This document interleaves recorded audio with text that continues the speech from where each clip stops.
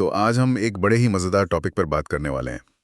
हमारे पास एक पॉडकास्ट की स्क्रिप्ट है जो एक ऐसी कहानी बताती है जिसे सुनकर शायद वजन घटाने को लेकर नजरिया ही बदल जाए। हम्म। कहानी है सिर्फ 2 महीनों में 12 किलो वजन कम करने की, वो भी बिना किसी मुश्किल वर्कआउट या कैलोरी गिनने के झंझट के। और जो बात इसे सबसे अलग बनाती है वो इसका फलसफा है। मतलब ये कम खाओ ज्यादा कसरत करो वाले रास्ते पर नहीं चलती। अच्छा। हाँ, आयुर्वेद वजन बढ़ने को सिर्फ चर्बी जमा होना नहीं मानता, वो इसे शरीर के अंदर गंदगी मतलब विषाक्त पदार्थों के जमा होने की तरह दिखता है। ओके, तो मतलब समस्या कैलोरी नहीं बल्कि शरीर के अंदर जमा हुआ एक तरह का कचरा है। बिल्कुल, आयुर्वेद में से आम कहते हैं। आम। स्क्रिप्ट के हिसाब से इसकी असली जड़ है अग्नि का कमजोर होना। अग्नि यानी हमारे पेट की आग, हमारी पाचन शक्ति। सही पकड़ा। जब ये आग धीमी पड़ जाती है तो खाना ठीक से पचता नहीं और वही अधपचा खाना आम या टॉक्सिन बन जाता है। और इस पूरी प्रक्रिया को समझने के लिए हमारे पास प्रिया की एक कहानी है। 31 साल की एक आईटी प्रोफेशनल, वजन था 78 किलो। हाँ, और स्क्रिप्ट में बताया गया है कि वो लगातार पेट फूलने, थकान और सबसे बड़ी समस्या स्ट्रेस में आकर कुछ भी खा लेने की आदत से परेशान थी। और ऐसा नहीं कि उन्होंने कोशिश नहीं की। 1 साल तक जिम जाने के बाद भी नतीजा 0 था। फिर उन्होंने ये 60 दिनों का आयुर्वेदिक रूटीन अपनाया और न सिर्फ 12 किलो वजन कम किया, बल्कि उनकी एक बात मुझे बहुत अच्छी लगी। कौन सी? उन्होंने कहा, मैं डाइटिंग नहीं कर रही थी, मैं अपने शरीर के साथ संतुलन बना रही थी। वाह, ये बहुत गहरी बात है। तो चलिए फिर प्रिया के इस 60 दिन की यात्रा के पन्ने पलटते हैं और देखते हैं कि ये सिस्टम काम कैसे करता है। जरूर। तो ये पूरी योजना 3 हिस्सों में बटी है। पहला चरण, जो शुरू के 15 दिन चलता है, उसका नाम है अग्निदीपन। अग्निदीपन। इसका मतलब है पाचन की आग को फिर से जलाना। और ये सबसे जरूरी कदम है। अगर ये पहला चरण ठीक से ना हो तो आगे के दोनों चरण बेकार है। अच्छा। आयुर्वेद मानता है कि जब तक आपकी पाचन अग्नि मतलब आपका मेटाबॉलिक फायर मजबूत नहीं होगा, वजन घटाना नामुमकिन है। तो इस आग को जगाने के लिए प्रिया का रूटीन क्या था? स्क्रिप्ट के हिसाब से दिन की शुरुआत खाली पेट गर्म पानी के साथ 1 चम्मच नीम के शहद से होती थी। फिर 20 मिनट की धूप में चहलकदमी, नाश्ता एकदम हल्का जैसे मूंग दाल का चीला या पोहा। और यहाँ पर सबसे अहम बात दोपहर के खाने की है।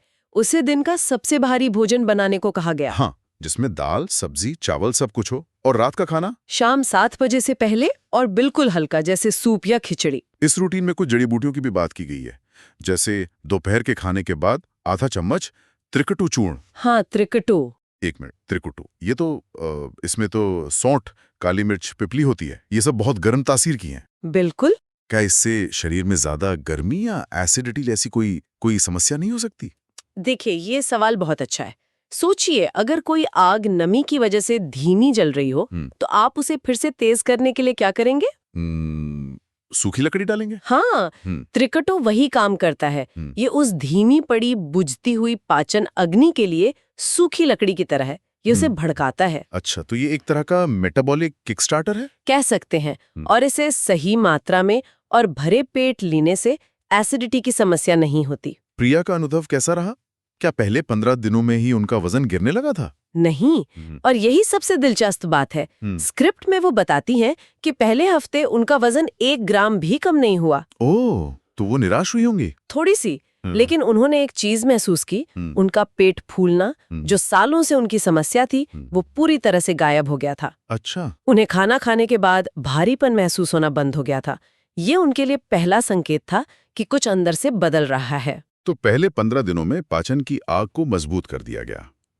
अब जब भट्टी ठीक से जलने लगी है तो समय है उसमें सालों से जमा हुए कचरे को जलाकर बाहर निकालने का। बिल्कुल सही। यहीं से दूसरा चरण शुरू होता है, जो अगले 25 दिनों का है, डिटॉक्स और मेटाबॉलिज्म एक्टिवेशन। हाँ, अब शरीर की सफाई का काम शुरू होगा। इस चरण का लक्ष्य शरीर को कफ प्रधान अवस्था से बाहर निकालना है। कफ प्रधान, इसका क्या मतलब है? आयुर्वेद के अनुसार शरीर में भारीपन, सुस्ती और पानी का जमाव, जिसे वाटर रिटेंशन कहते हैं, इसी अवस्था के कारण होता है। ओके। तो इस चरण में प्रिया के दिनचर्या में कुछ बड़े बदलाव आए। सुबह की शुरुआत जीरा धनिया सौंफ की चाय से, दोपहर के भोजन में कम से कम 2 कटोरी सब्जियां और रात के खाने में सिर्फ मूंग दाल का सूप। और साथ ही शरीर से आम यानी विषाक्त पदार्थों को बाहर धकेलने के लिए रात में सोने से पहले 1 चम्मच त्रिफला लेने की सलाह दी गई। स्क्रिप्ट में एक बात और लिखी है, हफ्ते में 2 दिन सिर्फ फलों का उपवास। ईमानदारी से कहूं तो ये सुनने में बहुत मुश्किल लग रहा है। हाँ, प्रिया को भी ऐसा ही लगा था। उन्हें लगा कि वो भूखी रह जाएंगी। तो फिर? लेकिन उनके सलाहकार ने समझाया कि ये भूखे रहना नहीं, बल्कि पाचन तंत्र को आराम देना है, एक तरह की सर्विसिंग। और इस चरण का नतीजा क्या रहा? स्क्रिप्ट में प्रिया बताती हैं कि दूसरे चरण के अंत तक उन्हें सबसे बड़ा फर्क अपने चेहरे पर महसूस हुआ। चेहरे पर? हाँ, जो सुबह उठने पर सूजन और भारीपन लगता था, वो गायब हो गया था। उनका चेहरा ज्यादा तराशा हुआ, ज्यादा शार्प दिखने लगा था। वाह! और वजन भी 4-5 किलो तक कम हो गया था। ठीक है, तो पहले आग जलाई, फिर कचरा साफ किया, अब शरीर पूरी तरह से तैयार है। बिल्कुल। अब आता है आखिरी 20 दिन का चरण, स्थिरता यानी स्टेबिलिटी और असली फैट बर्निंग। अगर हम इसे बड़ी तस्वीर में देखें तो अब इंजन पूरी तरह से ट्यून हो चुका है, पाचन मजबूत है, शरीर डिटॉक्स हो चुका है। अब शरीर फैट बर्निंग मोड में चला जाता है। इस चरण की दिनचर्या में 12 से 14 घंटे का प्राकृतिक उपवास यानी इंटरमिटेंट फास्टिंग शामिल है। हाँ, और दिलचस्प बात यह है कि आयुर्वेद का ये हजारों साल पुराना सिद्धांत आज की इंटरमिटेंट फास्टिंग की अवधारणा से सीधे जुड़ता है। और भारी भरकम एक्सरसाइज की जगह हल्का योग, जैसे सिर्फ 6 बार सूर्य नमस्कार करने की सलाह दी गई है। क्योंकि शरीर को थकाना नहीं है, उसे ऊर्जावान बनाना है। खाने में भी बदलाव है।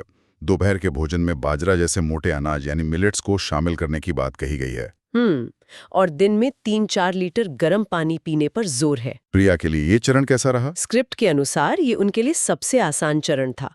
उनकी क्रेविंग खत्म हो चुकी थी, उन्हें हल्का और ऊर्जावान महसूस हो रहा था। और 60वें दिन? 60वें दिन जब उन्होंने वजन किया तो वो 66 किलो पर थीं, कुल 12 किलो कम। कमाल है। लेकिन वो कहती हैं कि वजन से ज्यादा बड़ी जीत थी उनकी ऊर्जा।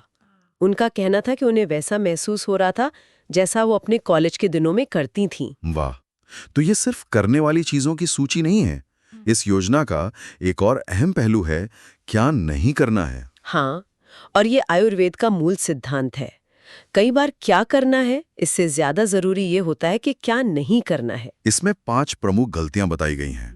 पहली, ठंडा पानी पीना। हाँ, जो सीधी सीधी आपकी पाचन अग्नि को बुझा देता है, जैसे जलती आग पर ठंडा पानी। अच्छा, और दूसरी? देर रात खाना। वो तो ऐसा है जैसे आप सोने जा रहे हों और अपने पेट को रात की शिफ्ट पर काम करने के लिए कह दें। सही बात है। तीसरी गलती बताई गई है, तनाव में खाना।